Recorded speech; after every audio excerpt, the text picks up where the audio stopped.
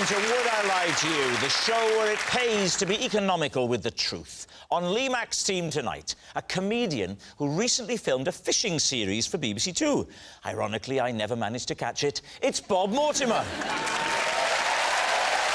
And an entertainer who started her career as a ballet dancer. In fact, she studied it at university, where she gained a tutu. It's Debbie McGee. And on David Mitchell's team tonight, a presenter and former footballer who once went to Coventry for £2 million. That's an expensive taxi. It's Dion Dublin. And a comedian who's 4 feet 11 inches tall. We've always seen eye to eye. It's Lucy Porter. We begin with round one, Home Truths, where our panellists read out a statement from the card in front of them. To make things harder, they've never seen the card before, they've got no idea what they'll be faced with. It's up to the opposing team to sort the fact from the fiction. Now, Debbie is first up. Right, here we go.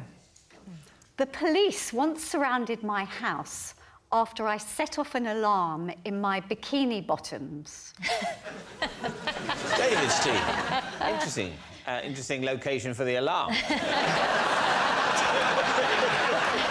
What was the alarm that you set off and how did you set It was the house alarms. I was actually ironing in the garden with my bikini on, and I had the remote control for the alarms tucked down my bikini. Let me stop you there. I could have sworn you said you were ironing in the garden in your bikini. Yes. It's a classic domestic scene. I love that commitment to ironing. I haven't ironed anything since the late 90s, but it's very good. We can tell, Lucy. Yeah. When was this, Debbie? Oh, quite a few years ago now. And in your bikini bottoms was the remote control for what? That set off the house alarms. For the burglar alarm? Yes, essentially. So I don't know what you call them. A panic button. Be like a panic button, yeah. I think if I was in the garden in a bikini ironing, I'd feel very vulnerable because there's a lot of flesh, isn't there, in the iron? You know how easy the phone rings and you do that? Did you not to be honest, if you're gonna smash the iron into your head, it doesn't matter whether you're wearing a bikini or the uniform of the Chelsea pensioners, you're still gonna get burnt. So what happened when you pressed the alarm? Who was alerted and what did they do? So I didn't know because it doesn't set the alarms off. It just rings the police. And so 15 policemen came round the corner. They shouted, "No, start with the collar, then the sleeves."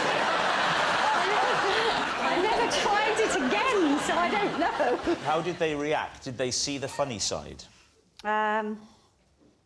Yes. No, she wasn't facing them.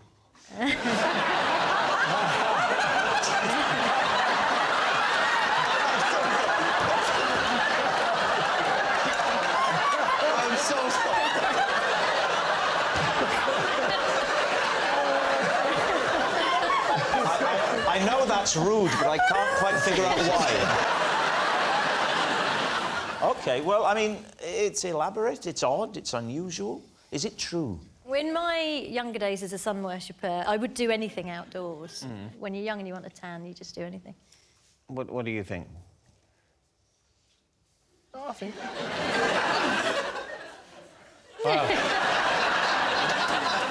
You know you had to make quicker decisions on the football pitch, don't you? I think that's true. You think it's true? I think it's true. We think it's true. They think it's true. Debbie, truth or lie? It's true.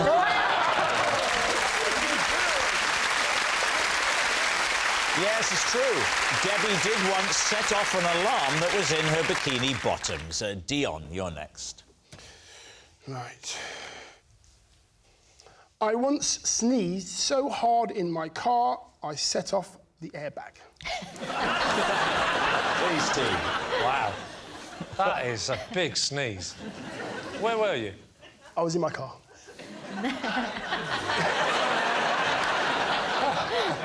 Whereabouts was the car in the country? I was on a motorway. Oh, you were travelling. At what speed? Yes.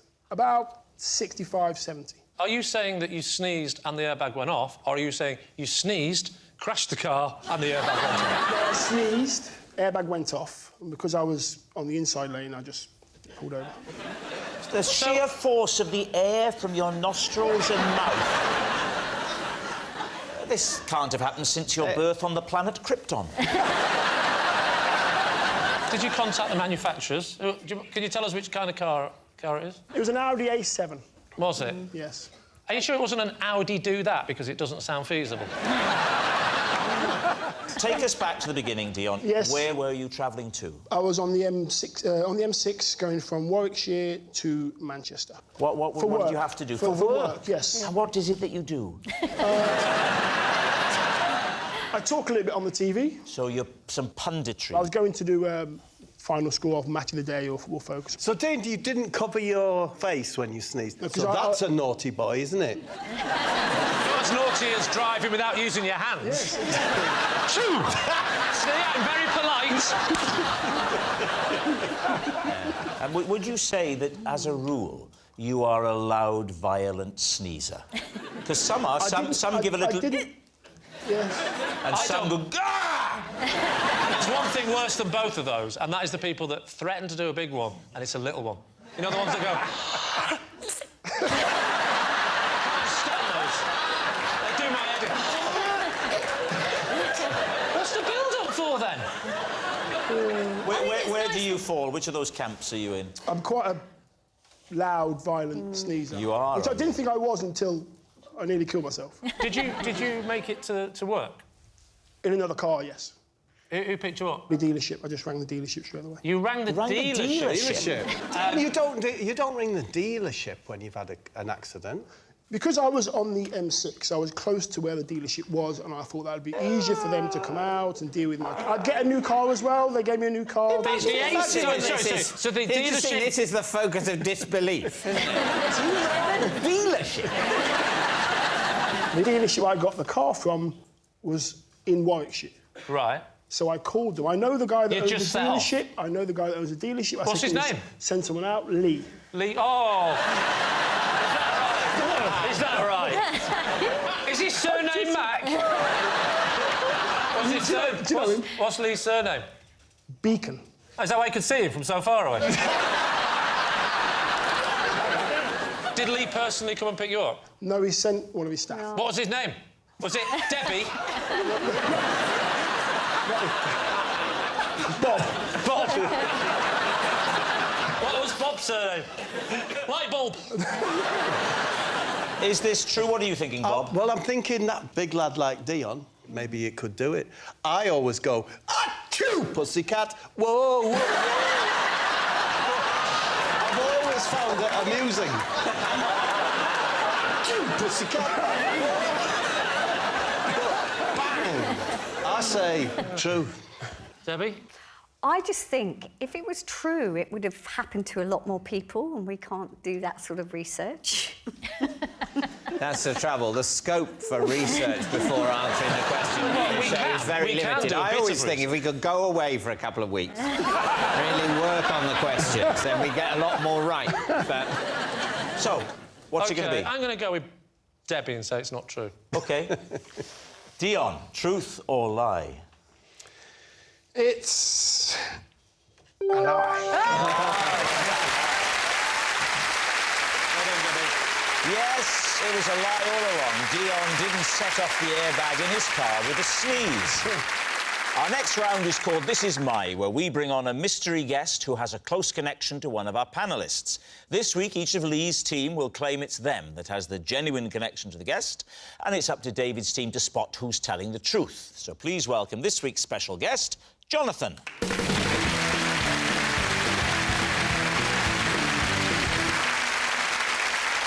So, Debbie, what is Jonathan to you? Well, this is Jonathan, and when he was a baby, I used to pull him out of a top hat. Bob, how do you know Jonathan? This is my friend Jonathan, and I have brewed 3 award-winning beers with him. Right. And finally, Lee, what's your relationship with Jonathan? This is Jonathan. One Sunday, the two of us spent 3 hours trapped in an automatic car wash. David's team, where will you begin? Well, Debbie, So you used to pull Jonathan out of a top hat? Yeah, he And was so, how old was he then?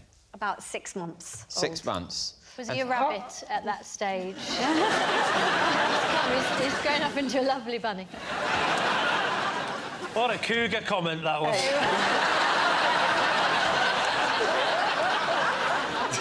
He's going for it, though. Look, he's aflame with desire. Look at him. He's got the right hairstyle to be pulled out of a top hat. So, where did this happen? This was in a summer season Where? in Bournemouth. Debbie, how big was the top hat then? It was a prop top hat, so it was a bit bigger than a normal one. But, you know, babies aren't very big. He was only about this big. 6 months, not very big. Yeah. And so... And was he the son of someone else in the summer season? Or No, was he one of the was- Chuckle Brothers' offspring or something? No, it was a feature in the show, and we had different babies on different nights. You know, they were like in rotation, and they came from an agency. So, who would bring Jonathan to the theatre? His mother. His mother? Yeah. And what would happen to him? I mean, I don't want you to give away the magic trick too much, but where was he stowed up to the moment where he's pulled out of the top hat? I can't tell you because I'm a member of the Magic Circle and I can't give That the is a secrets really away. handy thing for this game. I like it. Can you come on every week? Well, don't give anything away, Debbie, but talk us through the trick. There was a pretend rabbit, and then Paul would lift this big top hat from underneath and tipped it forward. And that's when I would come over as the assistant and take Jonathan out and say, and here's the rabbit's turned into a real live baby. And the audience And went, I'd be like boo, we hate babies. Yeah, they'd all How long did they have to wait to be revealed? Not very long. It wasn't a very long trick. So they were only briefly on stage before the They were only briefly in reveal terrifying darkness alone. Which they are in a cot when they go to sleep Yes. at night. And indeed in a womb. Yeah. I mean, that is the ultimate trick, isn't it?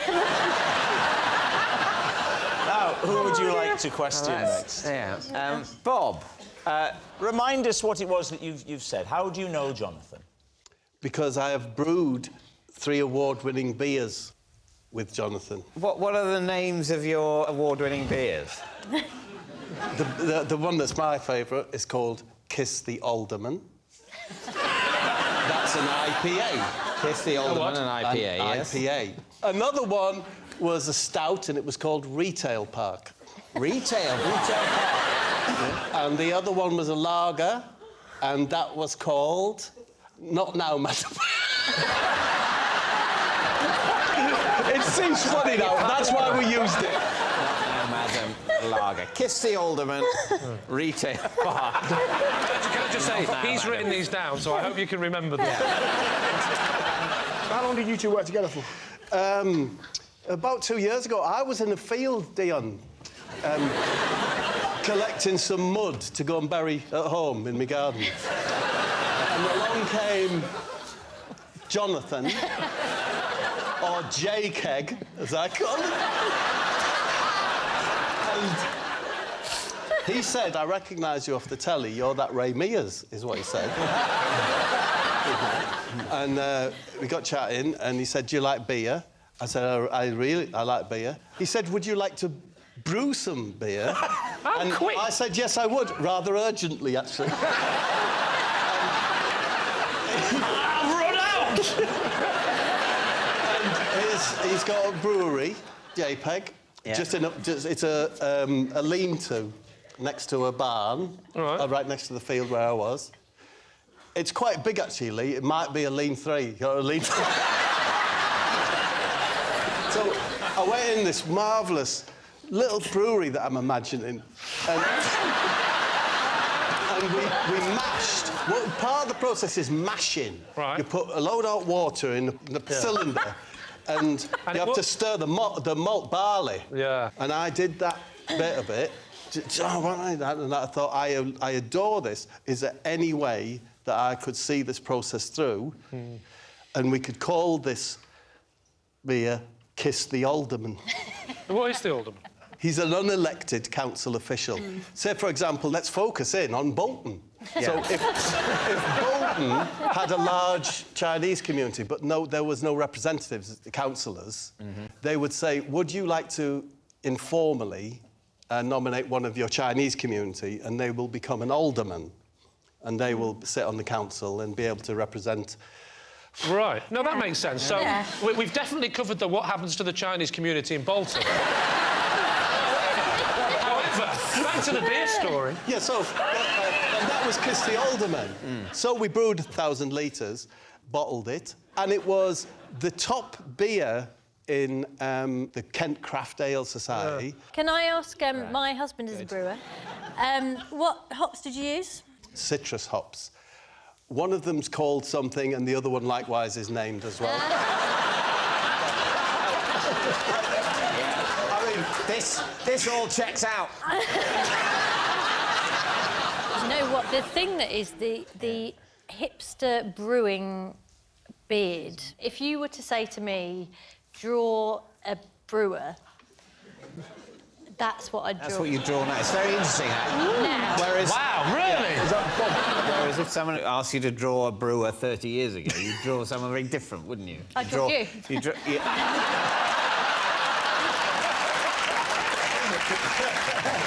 Now, what about Lee? Lee, remind us of your claim. This is Jonathan. One Sunday, the two of us got trapped for 3 hours in an automatic car wash. Where was it? Where was the car wash? It was just outside the car. Near where I live in southwest London. Whose car was it? Who's driving? It was my car. And was Jonathan in your car with you? Correct, he was the passenger. Why? How do you know Because Jonathan? we can't both drive.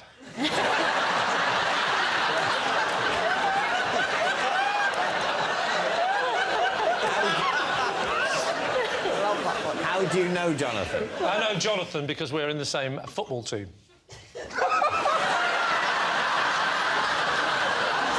What is it, a bring your granddad team? So you were you driving back from football? Driving to football. Driving to football. Washing your car on the way to football. Oh, I'm looking forward to the game, young Jonathan. I really can't wait. But tell you what, let's wash the car first, so that when we arrive, everybody says, oh, Lee's doing well. You drove into the car wash, and what happened? So, there was 3 options. It was gold, silver or bronze. And obviously, being from the north of England, I was looking for a lesser metal than all 3. But it stopped at bronze. So I went in and I said, can I have a car wash? And he gave me the token, and I went back out and I Was it a token? Sometimes it's a code these days. All right, then what he said was, the token is where the squirrel likes to hide.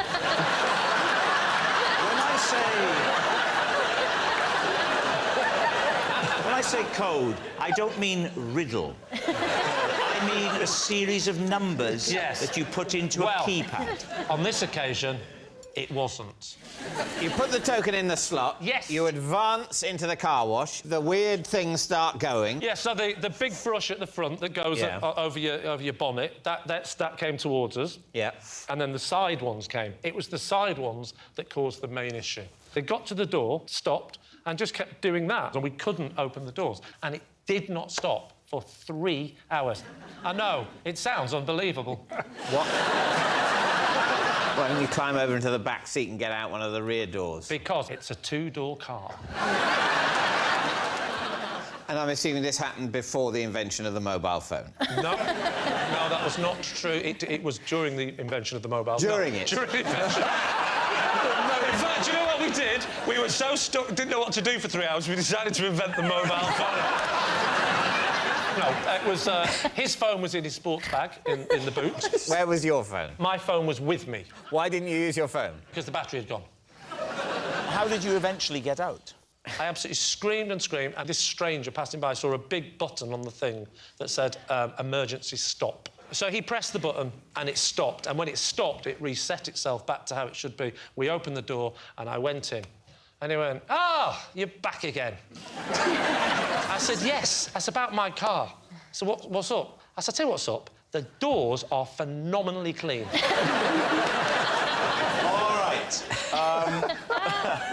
We need an answer. So, David's team. Is Jonathan Debbie's magic mate?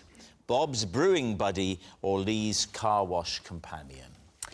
I can't believe Lee's story is the kind of story I would have to invent to tell my husband if I'd been in a car with Jonathan for 3 hours.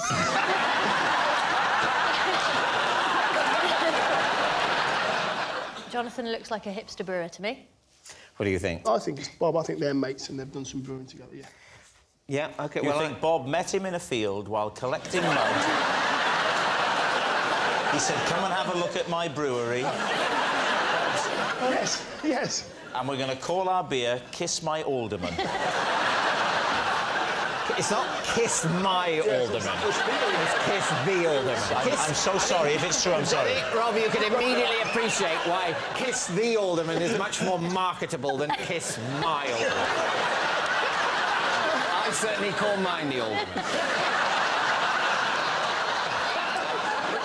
But very popular with the Chinese community.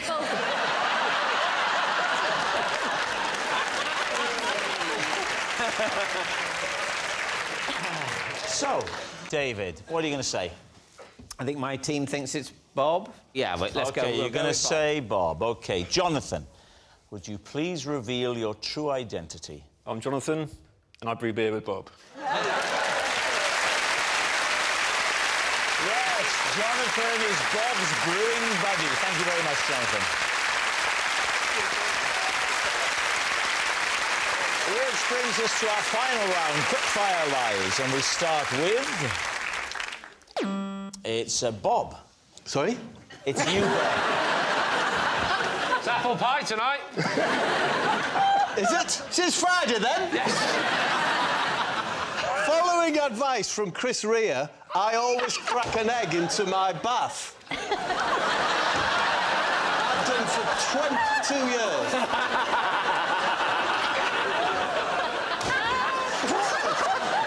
We should say, for any of the younger viewers, some of my fans, who Chris Rea was a very popular singer. When did Chris Rea give you this advice, and in what context? I was making a single for Middlesbrough Football Club's FA Cup appearance called Let's Dance, which I did with Chris Rea. And after we'd completed the recording, he popped me into the bath, and there was an egg. It's an egg in it. He popped you into the bath. It's been a long day. You must be very tired. Yeah. I'll just pop you into the bath. Yeah. So where was this bath? Was it at the recording studio? It's on a little island in the middle of the Thames. It's as Rare's recording studio is. So you've been recording, presumably, in a room without a bath? Absolutely, yeah. And then you finish the recording, everyone's very happy with the track. Yep. And he says, Bob, you look tired. Maybe your joints are aching this way. No, it's not exactly like that. It says, that's it, Bob, I think we've got that leg. That's your bedroom, that's your bath. I've popped an egg in there for you. Is he Geordie? Yeah. He's like where I'm from, Middlesbrough. Right. But he's much more Middlesbrough than me, like. And why would he put an egg in your bath? What was the thinking behind it? I've never found out. You've done it ever since. All I know is that I woke up the next morning and I have never felt so alive. Was the egg still in its shell, floating, or had he gone... No, the white had dissipated. Does that work? Yeah. It's fabulous. It's fabulous. It's non-greasy, which is a boon, isn't it? Is it non-greasy? Yeah, honestly. It's less greasy than water without egg in it? Do you have to mix it up, or do you just crack it and let it float? Do you know what? You get in the bath, even in the bath where I am now, and you get in and you really don't want to burst the yolk. So the white goes, but the yolk's there, and you move like that, and you try and get it to come towards like that. And I don't know why, but you just do. Have you ever had it get in your mouth? You get it there like that. And then you get the yolk, and I use it for hair conditioning. Really? I don't know how much hair, but to condition the hair on my skin. So, just going back to the original occasion, Chris Rea had already run you a bath. Yes. I forgot about that detail.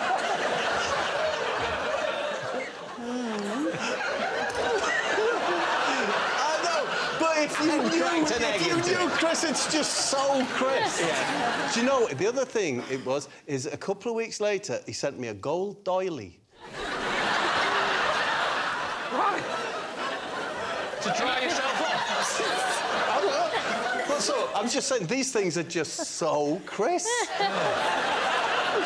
Do you think that the way Bob describes what happened to the egg white, is that... He says it just dissipates. Is that If your bath plausible? is hot, then you're going to have a poached white. I'd have thought the white would turn white. And Well, there'd be bits of white. How hot is your bath? Your bath is hot enough that an egg could poach Well, I in don't it. know. Your claim is that it dissipates. I'm asking my team whether we believe that it would dissipate. Because if, for example, at the temperature of bath, say 39 degrees Celsius, the white would turn opaque, then your story doesn't check out. Agreed. Yeah, Absolutely agreed. I think... What do you think, David? I think it's fair to say that if anyone else had made this allegation about Chris Rea and an egg in their bath, we wouldn't be giving it a moment's consideration. Somehow, coming from Bob, it might be true. It's true. I think... You think it's... I think it's true, because he's been about a bit, Bob. No. I think the white would poach. Yeah, I think the egg is the the important chemical part. analysis of the behaviour of the albumin. David, honestly, one thing, please don't base it on the albumin whitening. It does not happen. It does not. I can't have a bath at 80+ degrees. Is that the temperature at which an egg white will 80 it'll start at about 80, yeah. Honestly, please don't base it on that. What should I base it on, Bob? What are you going to say? Instinctively, I believe it. We're going to go true. You're saying true? OK, so, Bob, Chris Rea, eggs, baths, is it the truth or is it a lie? This is awful. I was telling a lie.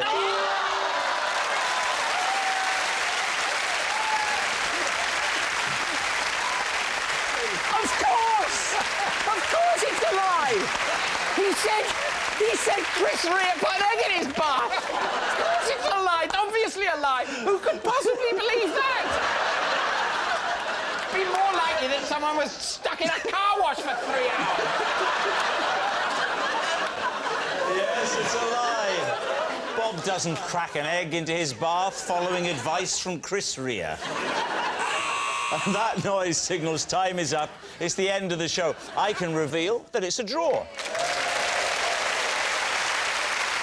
Thanks for watching. We'll see you next time. Good night.